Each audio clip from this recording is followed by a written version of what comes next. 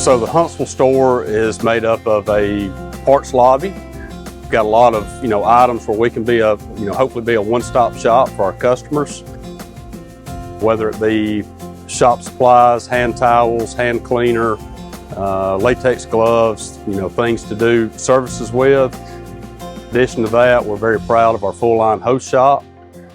We feel like our inventory is great and we should be able to make hydraulic hoses for any make and model of machine. Tractor and Equipment Company is a product support oriented company. Taking care of the customer is our first priority, and we felt like in order to be able to serve the customers the way we felt they needed to be served, it was important to have a parts and service facility. We were just really happy to have the turnout that we had, and thank all the customers that took time out of their day to show up and join us celebrate the open house.